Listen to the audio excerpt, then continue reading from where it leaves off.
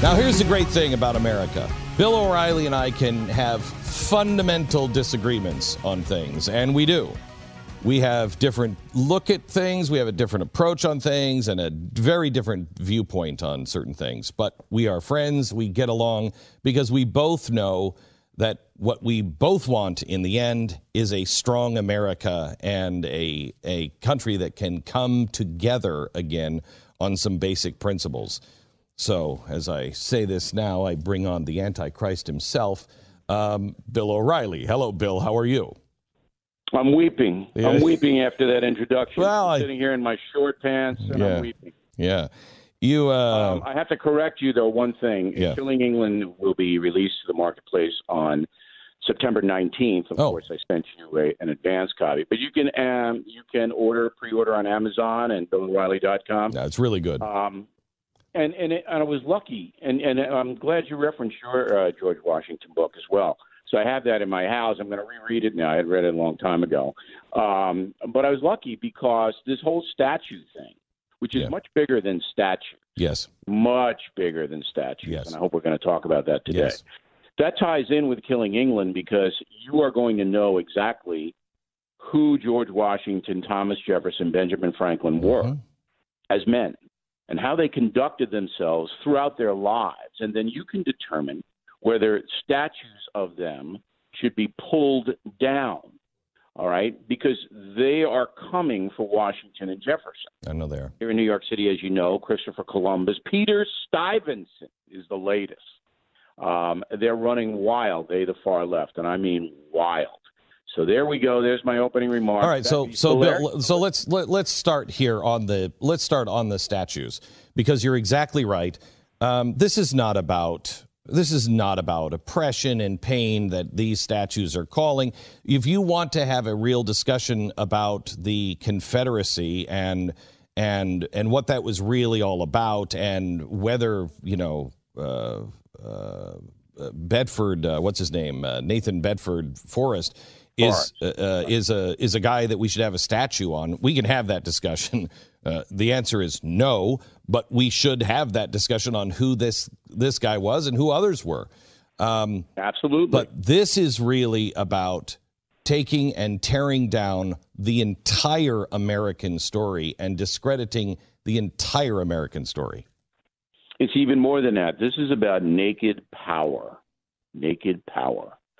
So you're seeing now the rise of the far left, you call it the old left, whatever you want to call it, Antifa.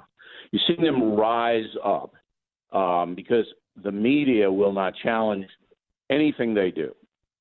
So we now know that there are college professors. The latest is the guy in Clemson in South Carolina who's calling for violence. Violence, overthrow the country. And if you have to burn down stores or kill cops, you go right ahead and do it.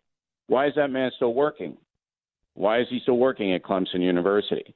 Why hasn't the press made him a front page story? This is a college professor. So the far left, the Antifas, understand they can do whatever they want now with impunity because the hate Trump media is 100% focused on getting President Trump out of office. So they're going to let everything else go. Now, as far as your point is concerned, the far left hates the country. That's where you have to start there. They think America is exploitative. It's white supremacy. It's abused minorities ever since its inception. And it has to be torn down. The whole thing has to go, almost like Tsarist Russia and the Soviet Union. Everything has to go. All right, well, the first thing that has to go is any remnants of what happened to this country and how it evolved into what it is. And that means history. History's got to be revised, okay? So we'll revise it in public schools. They're already doing that. And now we'll tear down all the statues and demonize people with whom we disagree. So we're going to demonize Robert E. Lee, Stonewall Jackson, historical figures that fought for the Confederacy. That's our starting point. But then we'll go get Columbus. And after we get Columbus, we'll get Jefferson. Right. Jefferson was a slaveholder. Okay, and so Washington. So help me separate the Confederacy, because I personally I don't believe that the Confederate flag is anything but a racist symbol. I'm sorry. I know a lot of people don't agree with that because they have been talked into that's their heritage. But if you read the Confederate Constitution, it was not states' rights. You had no right to join the Confederacy. If you wanted to abolish slavery, you needed to expand slavery. So it wasn't about the defense of our U.S. Constitution. It was about a new Constitution and defending slavery. That's historic fact. Now, with that being said, I am bothered. I understand because, people have to justify in their own head, were my people, years ago, bad people, good people, what do I come from? That screws with people. And so they do want to look at it as their heritage. And so they have glossed over a lot of things. But I don't have a problem teaching these guys in proper context. I don't have a problem looking at them as individuals, but all of them were traitors to the U.S. Constitution. And all of them in the end were, whether they wanted to admit it or not, fighting for the evils of slavery. Agree or disagree? I agree on the hierarchy level, the Jefferson Davis level, okay, but I don't agree on the troops on the ground level. So let me give a little perspective. About 10% of Southerners owned slaves or trapped slaves, and a lot of them had one or two, okay? So 90% of the South didn't have slaves. Correct. In the Civil War, the guys who were fighting on the side of the Confederacy were mainly between the ages of 15 and 22. Many were illiterate. They really didn't know much, and they rallied to a cause that said, you have to defend Virginia. You have to defend South Carolina. You have to defend Alabama. That's what the rallying cry was. Right. Give them a pass? I will hang on. I will agree with you on that. I'll give you that. Right. This is the kind of the discussion, by the way, America should be having. I will agree with you on that the average person didn't buy into it. No. It is the difference that we made between talking about Germans and Nazis. We were not against the Germans. We were against the Nazis. And most German soldiers were not prosecuted after World War II. Correct. Those who were direct. So then, wait, hang on just a second. Those who were directly involved and knew what was going on, they were prosecuted. But if you didn't know what was going on, you were not part of the atrocities. You weren't held responsible for those atrocities. However, Germans were very clear themselves. We do not appreciate you holding up the Nazi flag and saying, well, yeah, but my family, they didn't fight for the death of all the Jews. That's a no-go zone. We don't glorify. In fact, it's outlawed. Yes. Any Nazi symbols are against the law in Germany. Correct. And I don't agree with that here, but we don't need to glorify that movement. That's a good word, glorify. I think that's a key. So people who are running around saying that, it was the war of northern aggression and we were, unfairly treated, that's just crazy. In fact, Abraham Lincoln is really responsible for all of this. Because Lincoln basically said, look, war's over. I'm not going to have war crimes trials. Yep. I'm not going to hang Lee and all the generals. I'm not even going to do anything to Jefferson Davis. Yep. Okay, except, make him a pariah. All right. So Lincoln, he was the guy that said, if we want to have a country, all right, we got to have reconciliation, all right, and reconstruction.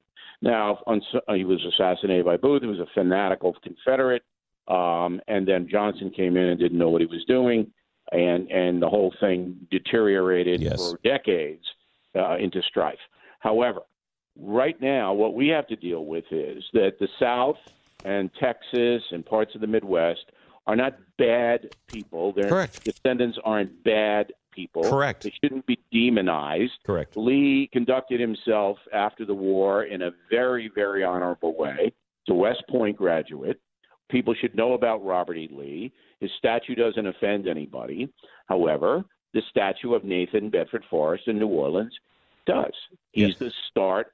he started the Ku Klux Klan. Correct. And we can't even get should be taken. We can't get people on in the media on the uber right, and I don't even go into the alt-right. I mean just up against that line of the alt-right.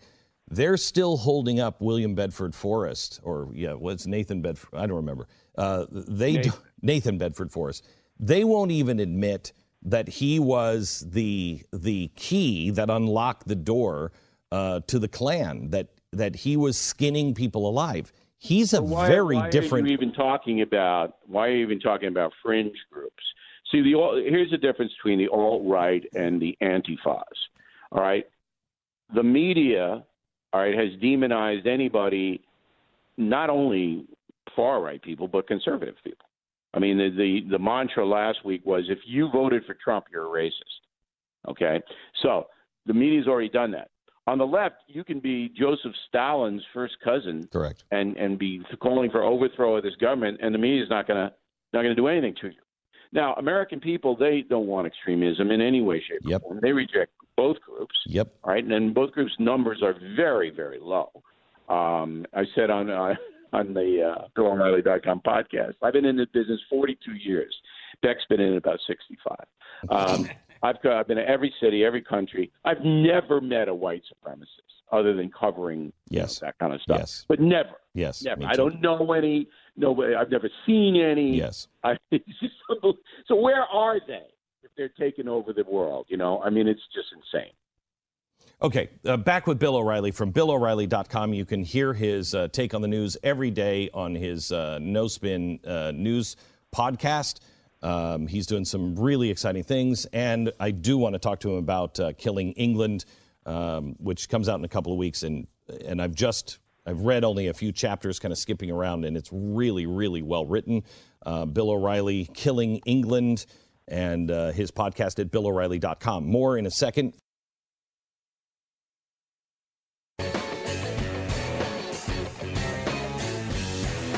This is the Glenn Beck Program. Bill O'Reilly from BillO'Reilly.com is with us. So, Bill, let me continue this conversation about the monuments here just for a bit. Sure. We know, and I think we both agree what we're headed for. We're headed for a possible hot civil war if things don't calm down and simmer down, because we have people on both sides. I'm sorry, but the alt-right is an alternate to the right. It is not the right principles. It is socialism and fascism. That's not what conservatives are. So you have, just like you had in Germany, you have the Nazis and the communists really going and trying to stir things up.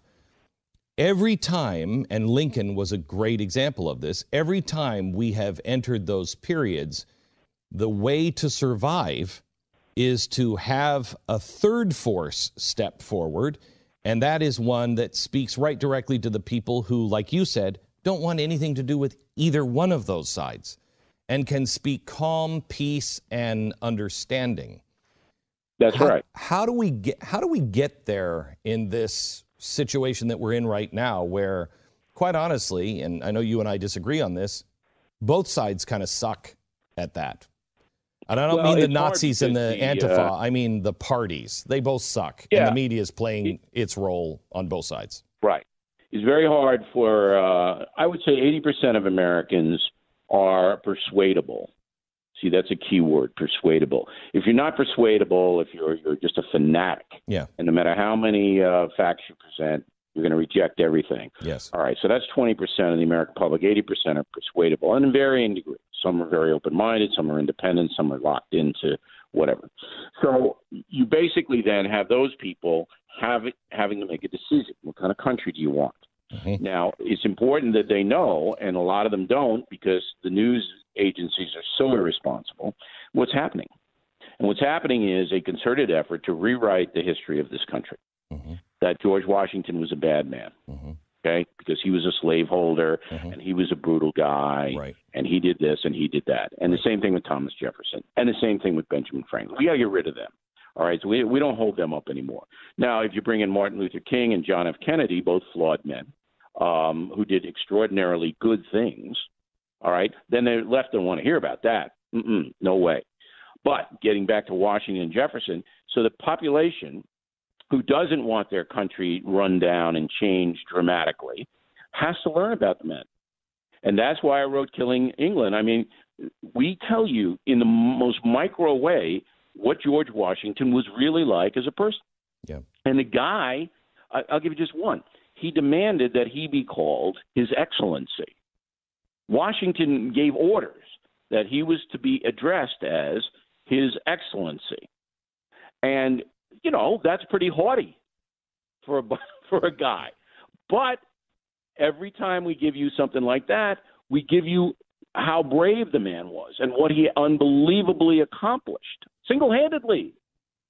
And the same thing with Can you Jefferson. give me any perspective on your? Can you give me any perspective on insisting on being called Your Excellency? Because he also insisted on being called the President, which was basically like the title of shop manager at the time.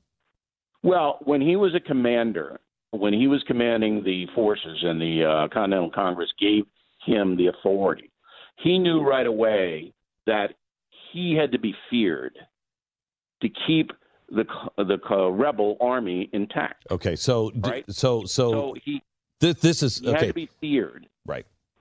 And this is a key because I'm sorry. This is a key at the beginning because during the war he's like that, but soon as the war is after that, he's not that man at all.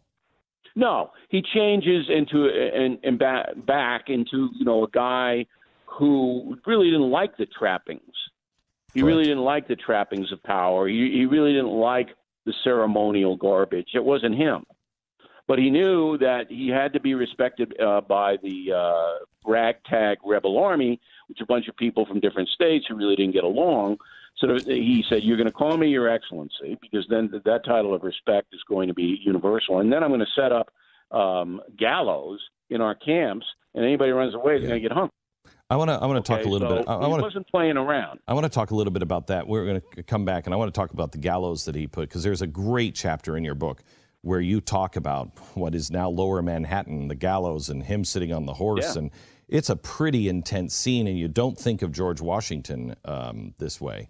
But I also want to ask you, do you believe, in the research that you've done, do you believe the stories that of him just being shot at, never being wounded?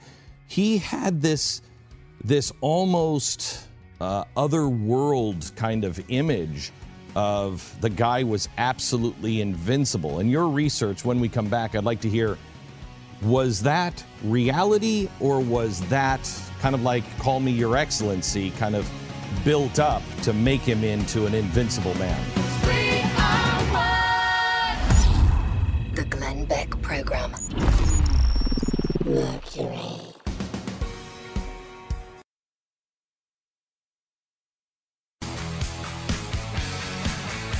The Glenn Beck Program.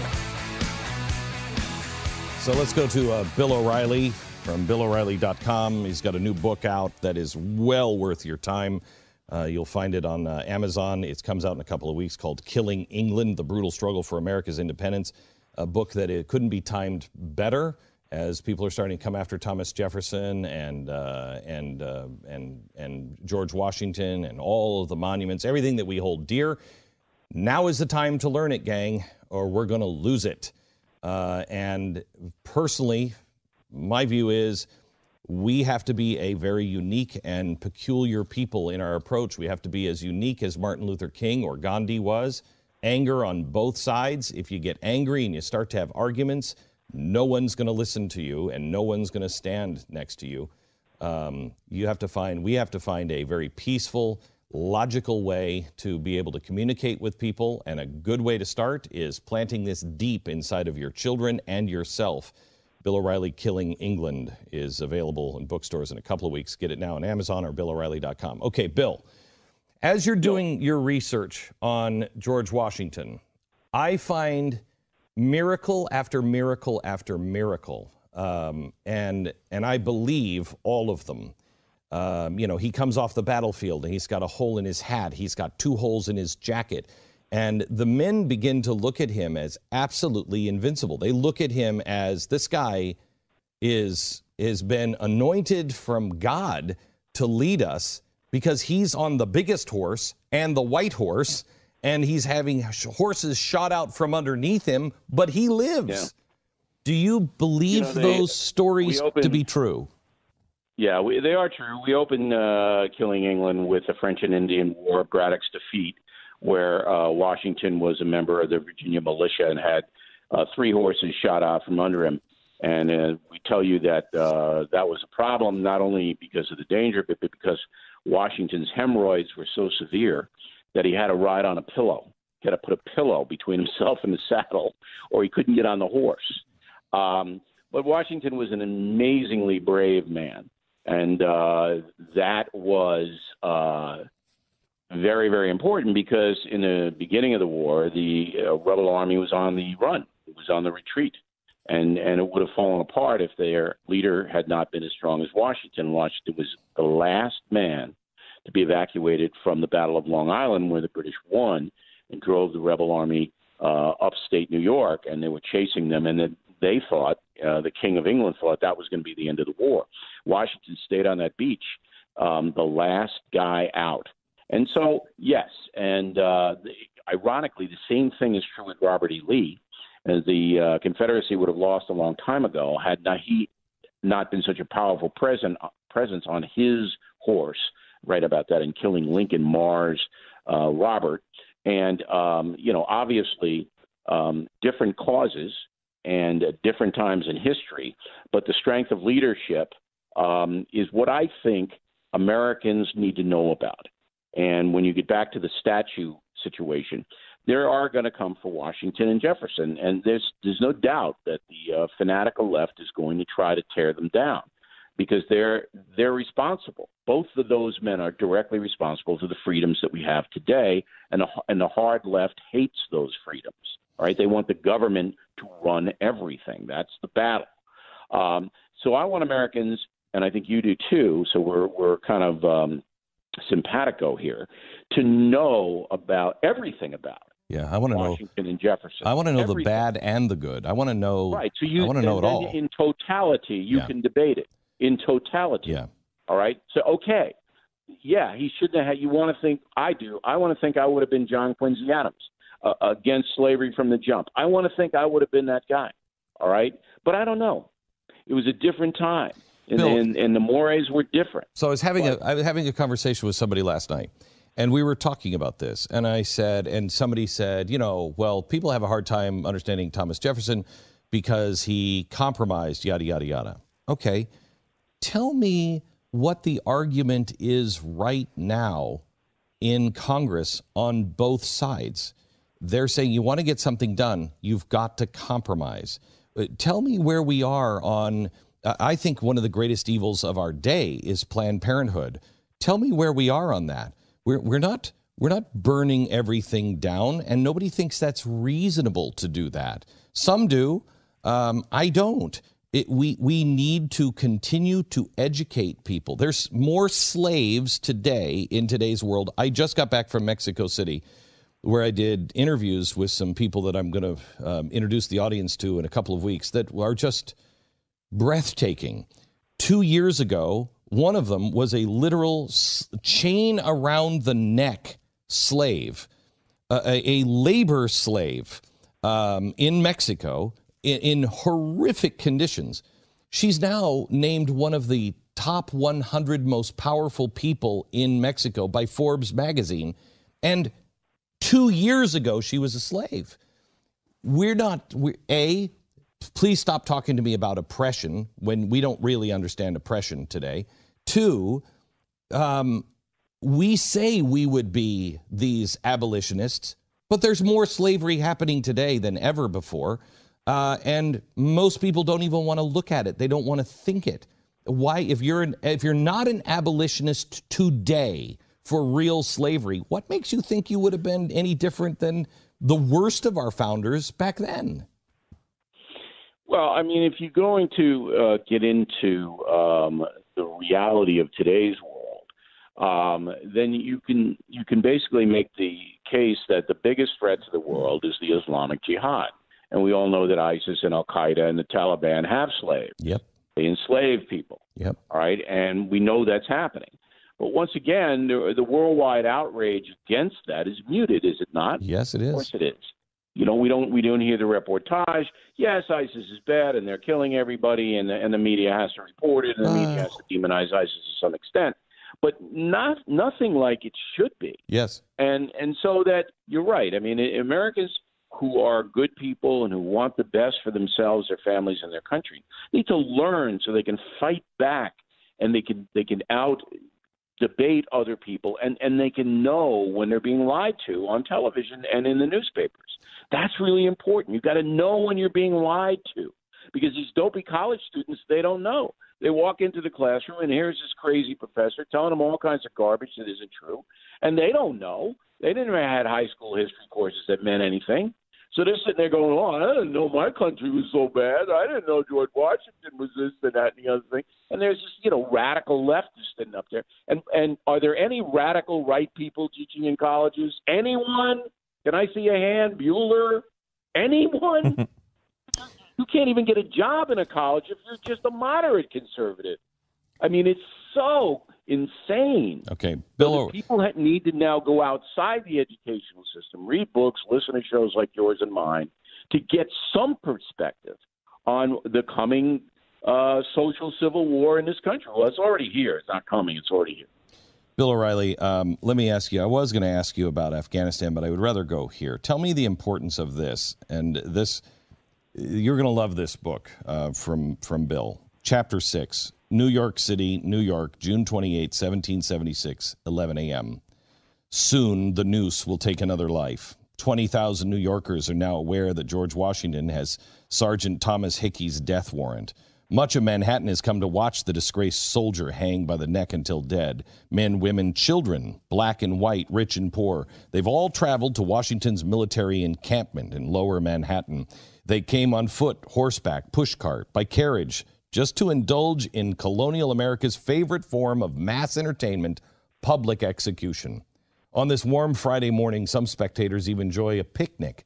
Others stumble across the greenery of the Common, very drunk despite the early morning hour. Pickpockets, of which there are many, enjoy a busy and prosperous day. These are Thomas Hickey's last moments as a terrestrial being, but there's little sympathy for him. What is the meaning of the story that you go on? Really well written, by the way, Bill. What is the meaning of this story? Why is this important? Hickey was an Irishman who was in the colonial army and then betrayed Washington and joined a group that wanted to assassinate him. So what we're British spies. So what we're getting, Mr. O'Reilly, is that all Irishmen should be hung? Right. So Washington had counter spies, and they uncovered the plot to assassinate the general. And Hickey was the leader of the crew, and was sentenced by Washington. No jury, nothing. Washington hang by the neck until death. Now there were many appeals, for clemency and to trade Hickey to the British for a captured colonial officer. Nothing, but Washington said, "I got to make an example of this guy," and so we're going to not only hang him, we're going to hang him slow.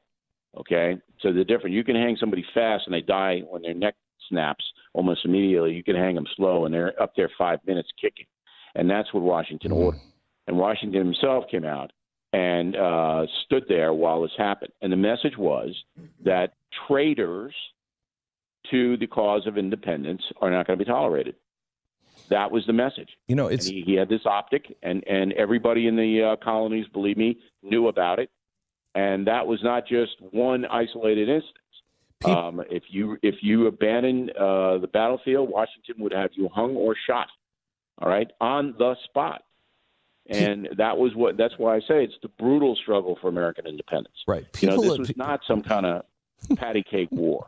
People look at these, we'll look at things like that and say, look at how mean George Washington was. And look how bad the colonial Americans were. They went and watched this for entertainment. This was the way the world was. I mean, the world up until America was much more Game of Thrones than anything we can relate to now. That was the mores of the day. And it was a brutal existence. Life expectancy was 40, 42, as it is in Afghanistan right now. And people were, drawn to violence. It was a whole different mentality. All right. Right and wrong was way, way different back then than it is now.